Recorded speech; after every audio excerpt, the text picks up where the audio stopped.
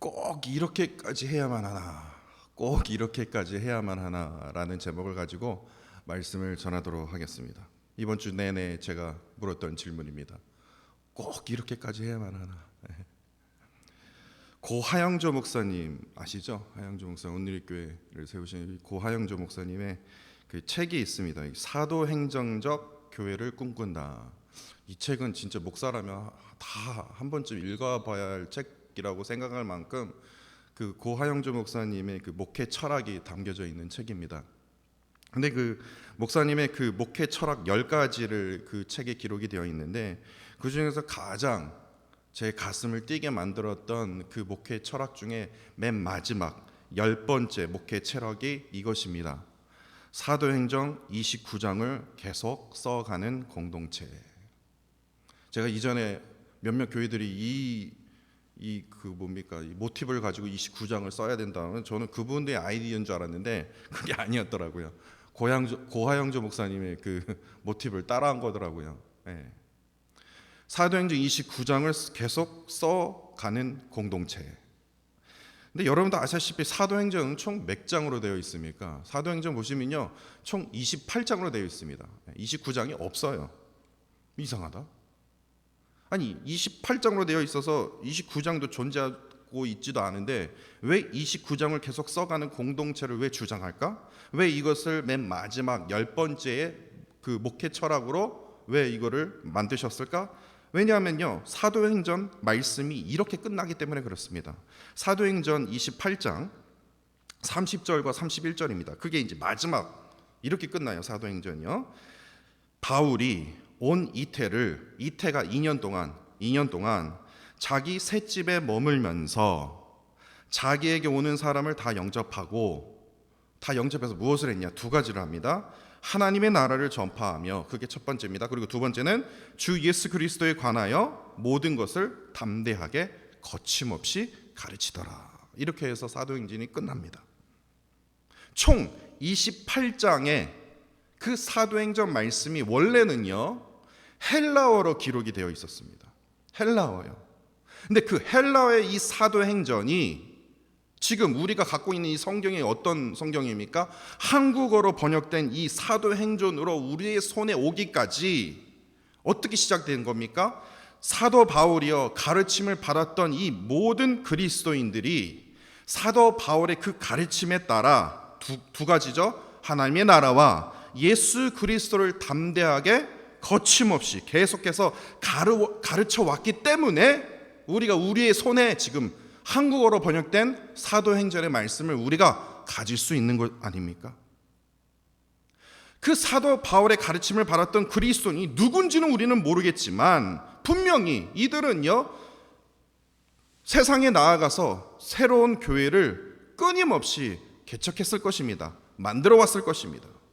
또한 그 교회를 통해서 하나님의 나라와 예수 그리스도를 진짜 거침없이 계속해서 전했을 것입니다.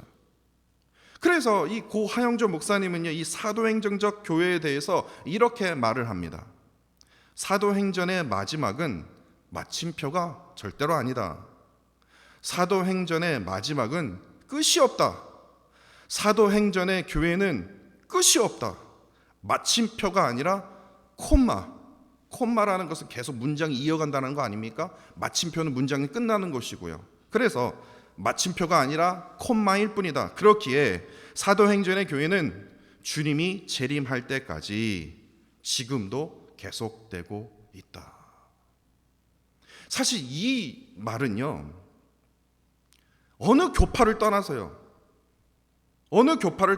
모든 교회들이 뭐 침례교회든 감리교회든 장로교회든 교파를 떠나서 모든 교회들이 이 일에 다 같이 동참해야 할 것인 줄 저는 믿습니다. 이것을 동참하지 않는다면 이건 이단이에요. 예.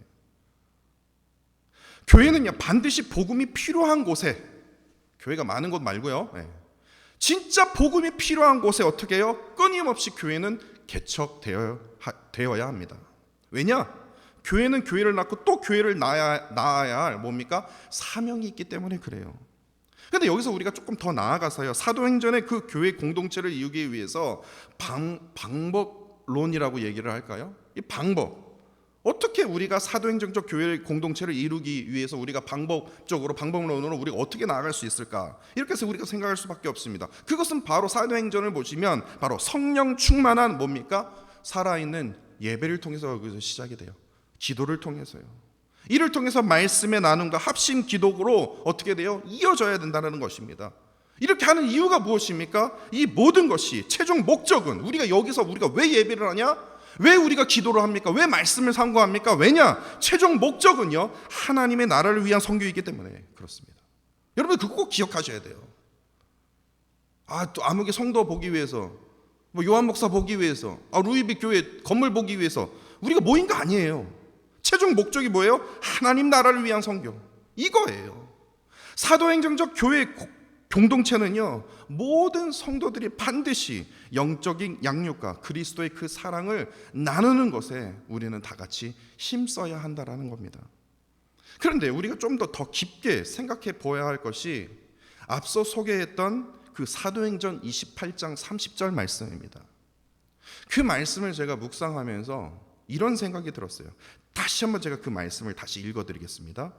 바울이 온 이태를, 그러니까 2년 동안 자기 셋집에 머물면서 자기에게 오는 사람을 다 영접하고, 이게요 계속해서 제 머릿속에 계속해서 맴돌아요. 왜 그런지 아십니까? 사실 이 구절이, 이 기록은요, 이 성경을 정말 아주 그냥 깊이 파야지만 이걸 알 수 있는 겁니다. 어느 순간에 썼냐면요, 바울이요 로마 감옥에 갇혀 있을 때 이것을 썼어요. 로마 감옥에서 2년을 보냈습니다.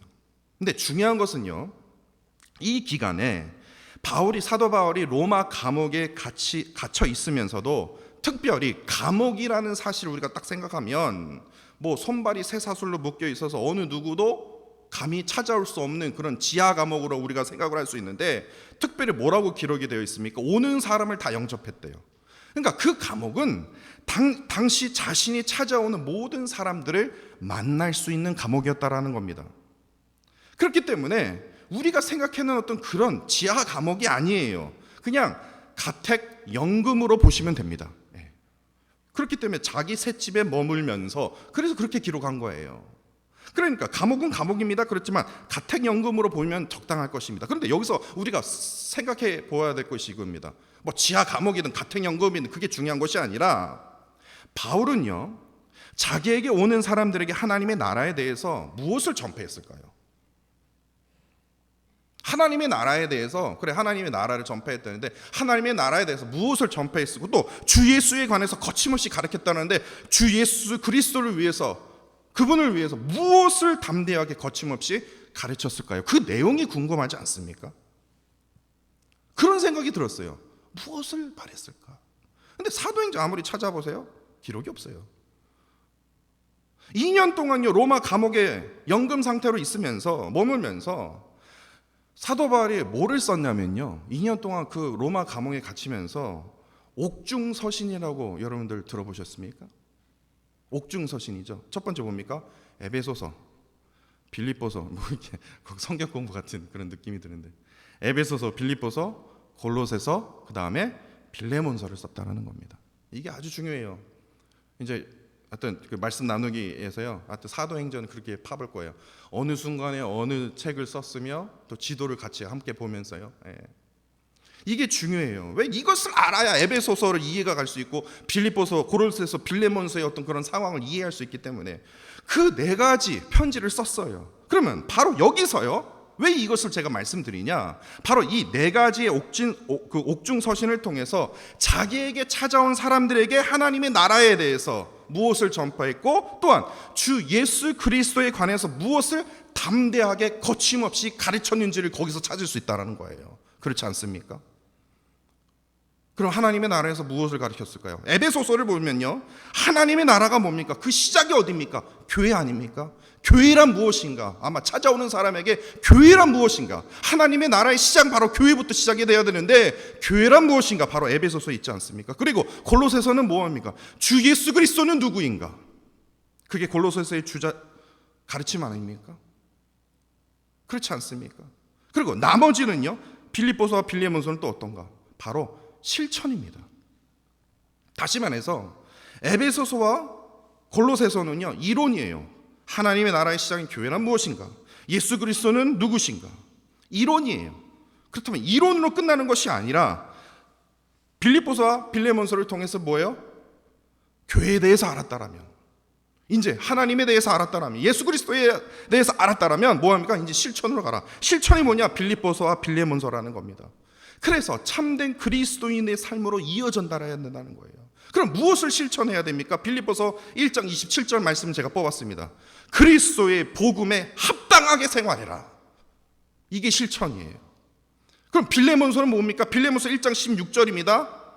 겸손함으로 뭐예요? 종과 같이 대하지 아니함을. 세상은 다 종 삼지 않습니까? 그냥 탑앤다운이에요. 그렇게 생활하지 말라는 거예요.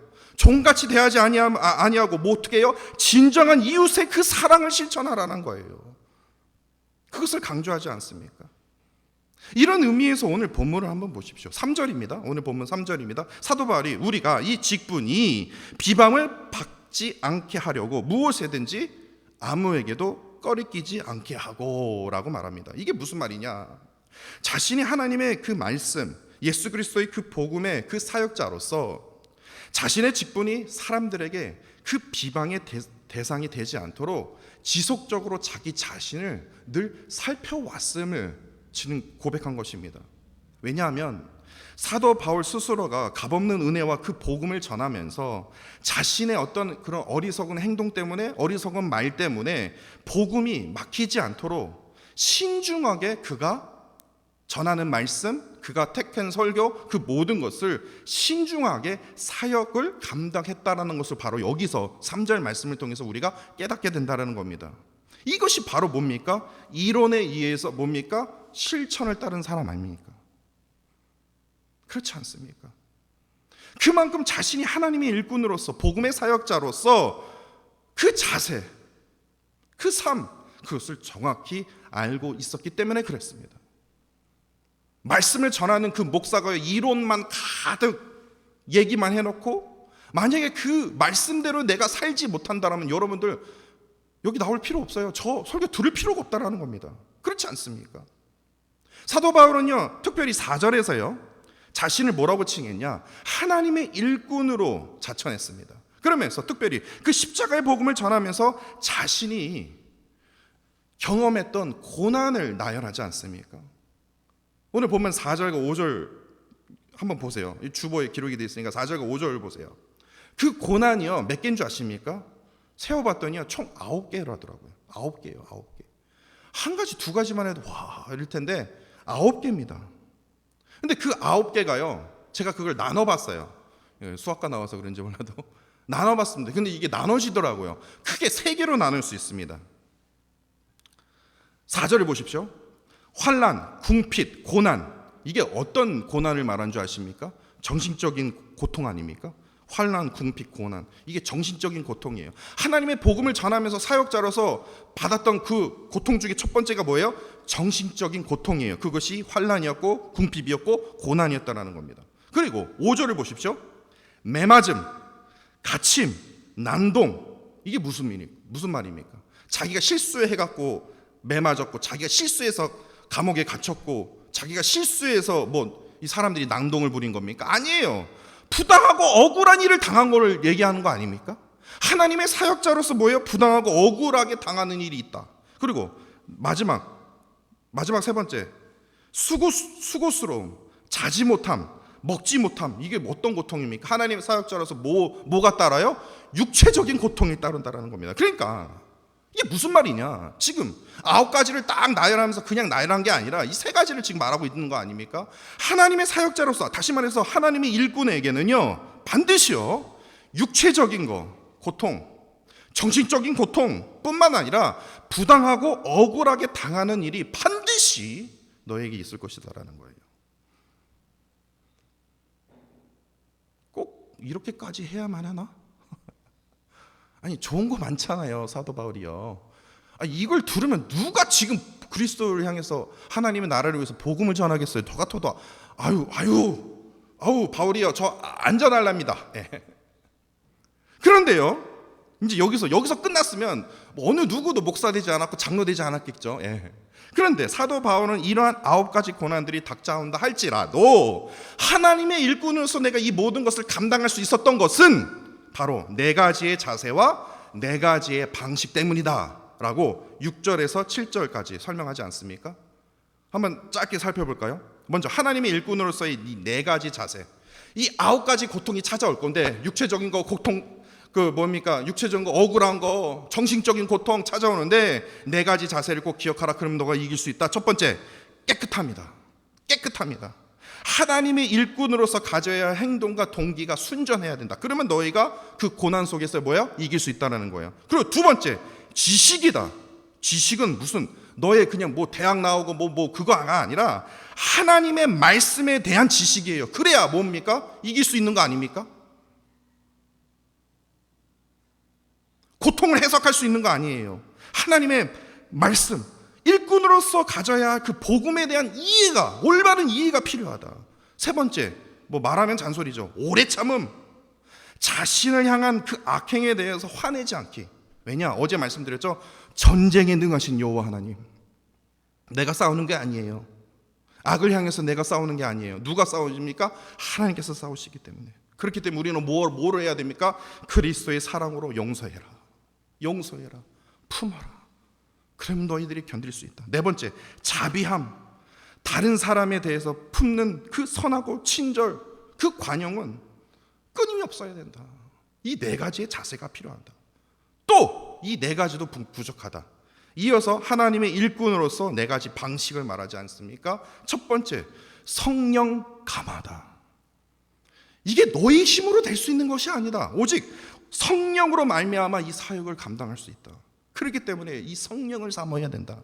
그리고 두 번째, 거짓 없는 사랑이다. 사도 바울이 하나님께로부터 오는 그 사랑, 나의 열정, 나의 연민, 그게 아니라 하나님의 그 마음을 느낄 수 있어야 된다는 거예요. 하나님의 그 사랑으로 복음을 증거해야 된다는 거예요. 세 번째, 진리의 말씀이라는 거예요. 나에게 맡겨주신 그 말씀을 전하는 것이 내 머릿속에 내 경험, 내가 이렇게 배워왔거든, 너희들 이렇게 따라, 이게 복된 거야, 이게 아니라 끊임없이 말씀을 연구하면서 그 진리의 말씀에 그 엑기스를 어떻게 합니까? 전했다라는 거예요. 네 번째, 좌우에 있는 의로움의 무기, 하나님의 능력을 이루어지는데 어떻게 하든 나의 힘으로 의지하는 것이 아니라 의로움의 무기는 하나님의 능력이다. 어떻게 하든 정직하게 사역하였으면 어떠한 상황에서도 거짓스럽지 않고 좌우에 치우치지 않고 하나님의 능력을 의지함으로 그 모든 사역들을 9가지의 그 고난을 당했음에도 불구하고도 그는 끝까지 그 복음을 향해서 끊임없이 전진해 나갔다라는 겁니다.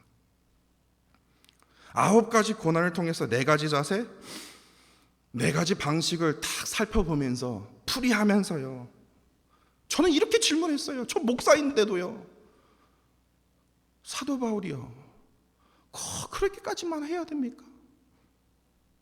꼭 그렇게까지 해야 됩니까? 아무리 방식을 얘기하고 자세를 얘기한다 하더라도 이것이 어떻게 가능합니까? 이것이 어떻게 가능할 수 있습니까? 저는 그것을 물었어요. 설교를 준비하면서 마음이 답답했습니다. 억울하게 당한 거 풀어야죠. 육적인 고통을 참을 수 있으면 어떻게 정신적인 고통을 어떻게 참습니까? 이 자세로, 이 방식으로 이게 가능할까요? 그러나 사도 바울은요, 다시 정신 차리고 제가 말씀을 묵상하면서 사도 바울에게 4가지 자세와 방식이 이것이 가능할 수 있었던 것은요, 바로 하나님께서 행하시는 방법 때문에 그래요. 이게 무엇이냐? 제 말이 아닙니다. 9절과 10절 보십시오. 하나님 어떻게 행하시냐면요, 사도 바울을 통해서 어떻게 행하시냐면요, 아마 사도 바울도 그럴 거예요. 꼭 이렇게까지 해야만 했습니까, 하나님? 그랬을 거예요. 그런데 9절과 10절에서요, 내가 왜 이것을 이렇게 행할 수 있었냐? 내가 무명한 자 같아 보이나 실제로 유명한 자가 되었대요. 내가 사람 복음을 전하면 죽은 자 같이 보였으나 실제로 살아있는 능력을 하나님께서 보여주셨다는 거예요. 징계받은 자 같으나 저 사람 죽겠네. 그러나 실제로 죽음을 당하지 않고 끝까지 살아남았대요. 근심하는 자 같은 아유 저렇게 9가지 고난을 당하면 당연히 근심하고 저거 완전히 끝났네, 인생 끝났네, 그럴 것 같아 보였으나 뭐예요? 실제로 뭐예요? 항상 기뻐하는 자였대요. 가난한 자 같이 보였으나 뭐 가진 거 아무것도 없는 것 같은데 끝까지 뭐예요? 실제로 많은 사람을 부욕해 하는 자예요. 자신만 부유한 게 아니라 그 복음을 듣는 자에도 어떻게 해요? 부욕해 하시는 하나님의 능력을 그들이 체험하게 됐다라는 거예요. 이렇게 하나님께서 세워주시는데 내가 왜 복음을 전하지 못하냐 이거예요. 하나님의 방법이 이러다라는 거예요. 이처럼 세상 사람들은 하나같이 9가지의 그 고난을 인하여 사도 바울이 최고로 불쌍한 사람이다. 결혼도 못하고 저 뭐하는 짓이냐. 그런데요, 성경을 자세히 한번 읽어보십시오. 그는요, 세상에서요, 그 당시에 가장 당당하고요 행복한 위대한 사도였음을 모든 성경에 읽는 자들은요 그렇게 고백할 수밖에 없어요. 왜냐? 하나님께서 실제로 행하시고 더해주시는 그 놀라운 은혜를 사도 바울이 체험했기 때문에 이것이 가능할 수 있는 거예요. 그 은혜를 어느 누구보다도 하나님, 그 은혜를 사모합니다. 그 은혜가 아니면 제가 이 사역을 어떻게 감당할 수 있겠습니까? 그러자 하나님께서요 아주 생각지도 못한 방법으로 9절과 10절을 통해서 사도 바울에게 뭐예요? 어마어마한 은혜를 허락하여 주셨다라는 겁니다. 그래서 사도 바울의 사역 속에요 엄청난 일이 일어나지 않습니까? 정말 역동적으로 살아 움직이는 강한 하나님의 그 은혜를 그의 삶을 통해서 우리가 깨닫게 되지 않습니까? 우리 또한 사도 바울이 처음에 했던 동일한 은혜를 우리도 사모해야 됩니다. 왜냐? 우리가 사도행전 29장을 써 내려가야 하기 때문에 그렇지 않습니까? 그렇지 않습니까? 세상에서요 가장 피하고 싶은 직업 2가지를 말한다면 그게 무엇인 줄 아십니까? 제가 직접 들었어요. 직접 그분이 하신 말씀을 제가 직접 든 겁니다. 세상에서 가장 피하고 싶은 직업 2가지. 첫 번째 목사, 2번째 목사 사모. 직접 들었다니까요.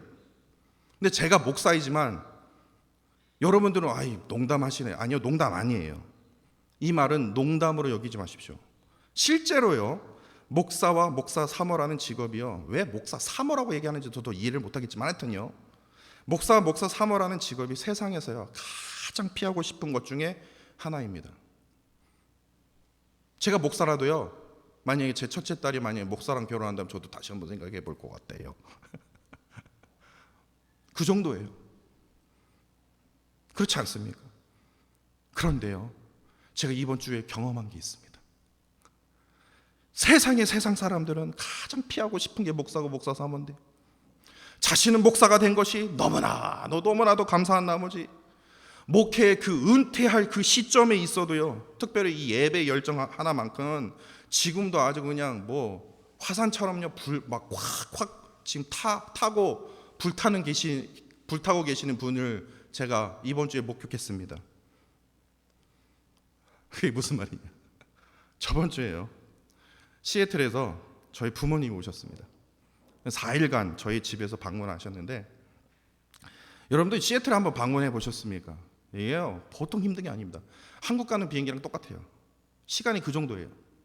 그러니까 시애틀에서 루이빌을 가는 시간으로 따진다면 이 4일의 이 루이빌 방문은요 이 여행의 이 여독을 풀게 해도요 분명히 짧은 시간입니다. 더군다나 3시간 차이도 또 나지 않습니까?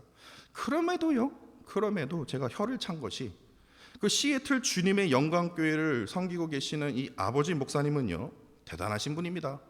단 하루도 쉬지 않고요 이 시애틀 교회 성도들을 위해서 루이빌 교회에서요 여기서 4일간 새벽 기도를 인도할 뿐만 아니라 수요 저녁 예배까지 인도한 거 압니까? 예. 그리고서 온라인으로 온라인 되니까요. 그리고 나서 금요일 새벽 기도 다 마치고 금요일 오후에 시애틀로 다시 돌아가셨어요. 그리고 토요일 날 또 새벽 기도 또 인도하고요. 예. 아무리 여러분들 오해하지 마세요. 제가 지금 잘난 척하는 게 아닙니다. 저는 그게 이해를 못하겠어요. 아버지 목사의 아들이 목사가 되었지만요. 여러분들 무슨 뭐 아버지가 목사 돼서 제가 무슨 뭐 감동을 그렇게 목사 된 거 아닙니다. 뭐 아버지 들으면 좀 삐져겠지만요. 아무리 목사이지만요, 저는 감히 따라올 수도 없고요. 또 솔직히 말해서요, 이해할 수 없는 열정이었습니다. 그렇지 않습니까? 저는요, 또다시 저 속에서요, 오늘 본문 말씀과 이게 오버랩이 되더라고요. 꼭 이렇게까지 해야만 하나? 제가 뒤에서 컴퓨터 만지면서 예배 다 참석했어요. 꼭 이렇게까지 해야만 하나? 아니, 어떻게 이것이 가능할 수 있지? 계속해서 저에게 묻는 질문이었습니다. 그러나 아버지 그 밑에서 이제 예배를 참여하면서 꼭 예배를 이제 온라인으로 도와야 되니까요. 도우면서 제가 느낀 것이 있었습니다. 예배를 통해서요, 그토록 사모하는 하나님의 은혜가 없이는 이것은 가능할 수 없겠다. 아니, 아버지도 쉬고 싶지 않겠습니까? 왜 그러냐면 제가 그 이유를 제가 설명해 드릴게요. 화요일 날요, 제가 정확히 새벽 4시에 일어났습니다. 새벽 3시요. 와이프랑 3시에 일어나서 신시내티 공항에 이제 갔어요. 그랬더니 가니까요, 새벽 5시에 도착했어요. 그래가고요, 빨리 이제 차에 타고 그다음에 루이빌로 가는 길로 이제 30분을 달렸습니다. 그런데 갑자기 아버지 전화기에 따릉따릉 막 울고 막 난리가 난 거예요. 근데 이제 아버지가 딱 전화를 받았더니 못 알아들으니까 이제 아름이한테 딱 이제 제니스한테 준 겁니다. 제니스가 이제 얘기를 하는데 뭐라고 그런 줄 압니까? 여행 가방이 바뀌었대요. 그래서 오 마이 갓. 그래서 다시 30분이나 달려왔는데 다시 신시내티로 갔습니다. 지금 뻥 아닙니다 이거. 예. 신시내티 갔어요. 갔더니 이 흑인 남성분이요, 이분이 결혼식에 참석하기로 했는데 가방이 바뀌었으니 가서 빨리 이거 뭐 이게 신부 화장도 해야 되고 뭐 해야 되는데 아버지가 그 가방을 가져갔으니 막 얼굴이 막 그냥 막 흑인인데 불구하고 얼굴이 벌개졌다고 그래요. 저는 그냥 무서워서 차 안에 있고 이제 와이프랑 저희 아버지랑 둘이 가고요. 그래갖고 그거를 가지고 와서 다시 받아서 다시 집으로 왔습니다. 그랬더니 제가 전기차 사지 않았습니까? 배터리가 없는 거예요. 그래서 이제 신시내티에서 배터리 차지하고 그래갖고 겨우 집에 8시 15분에 도착했어요. 도착하자마자 왜요? 9시 여기 시간 9시면 시애틀은 6시거든요. 빨리 교회로 갔습니다. 왜냐, 새벽기도 인도해야 되기 때문에. 그래갖고요, 풀자마자 어떻게 해요? 여기 예배당에 왔다니까요. 저 그때 뭐 좀 죄송하지만 새벽 3시에 일어날 때 저 이빨도 안 닦고 그냥 머리 그대로 이 상태에서 왔어요. 그래서 제가 조마조마했습니다. 이러다가 이거 교회에서 성도님 마주치면 어떡할까. 그러고 교회 왔어요. 그래서 부랴부랴 빨리 셋업을 해서요, 여기 시간 9시면 시애틀은 6시이기네. 시애틀 성도님들에게 인사하면서 온라인으로 예배를 잘 마쳤습니다. 그거 보면서요, 꼭 이렇게까지 해야만 하나. 계속해서 이런 질문을 했습니다. 목사로서의 그 예배에 대한 책임감도 있겠지만은 이것이 가능할 수 있었던 것이 무엇입니까? 그보다 하나님을 향한 그 은혜와 그 예배, 그 말씀을 통해서 이 간절히 사모하는 그 은혜가 없으면 이것이 가능할 수 있겠냐고요. 이것을 깨닫게 되었습니다. 아니, 무려 한 가지도 아니고 9가지 고난이라니까요. 거짓말 아닙니다. 9가지 고난 속에서도 어떠한 상황에 처하든지 하나님의 나라를 전파하며 주 예수 그리스도에 관하여 모든 것을 거침없이 담대하게 가르쳤던 그 사도 바울의 그 열정을 우리가 본받아야 되지 않습니까? 그 은혜의 분량대로 복음을 향해서 아까 앞서 말씀드렸듯이 사도행전 29장을 써 내려가는 교회 공동체로 세워가는 것이, 이것이 사역자의 본분이고 또한 우리 루이빌 교회 성도의 본분임을 우리는 반드시 기억해야 할 것입니다. 이것이 하나님께서요 진정으로 원하시고 우리 교회를 통해서 뜻하시는 참된 그리스도인의 삶이라는 사실입니다. 11절로 13절을 보시면요, 사도 바울은 자기 마음을 활짝 연 것만큼 뭡니까? 고린도 교회 성도들 또한 마음을 활짝 열기를 간청하지 않습니까? 자신이 그토록 하나님의 사도로 고린도 교회 성도들이 인정하지 않았지만 그러한 고린도 교회 성도일지라도 어떻게 해서든 어떻게 합니까? 하나님의 은혜를 증거하기 위해서, 하나님의 그 은혜를 끼치기 위해서 끊임없는 그 기도와 호소의 그 말씀으로 양육하려는 그 사도 바울의 그 심정을 오늘 본문 말씀을 통해서 다시 한번 또 이렇게 느끼게 되지 않습니까? 꼭 이렇게까지 해야만 하나 라고 생각할 수 있으나 사도 바울에게 이것이 가능할 수 있었던 것은 무엇입니까? 바로 하나님의 은혜였기 때문에 그래요. 여러분들에게도 그러한 그 은혜를 사모하는 마음이 있기를 간절히 원합니다. 그 하나님의 은혜를 기억하면요, 세상 사람들이 입이 벌려질 정도로요, 세상에 어떠한 고난과 문제가 닥쳐온다 할지라도 그것을 뭐예요?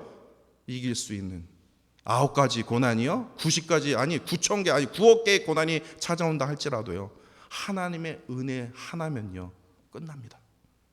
끝나요. 끝납니다. 어떠한 상황에도요, 오직 주의 은혜로 우리 사도행전 29장이죠. 사도행전 29장을 함께 써내려가는 우리 루이빌 한인 장로교회가 되기를 간절히 원합니다.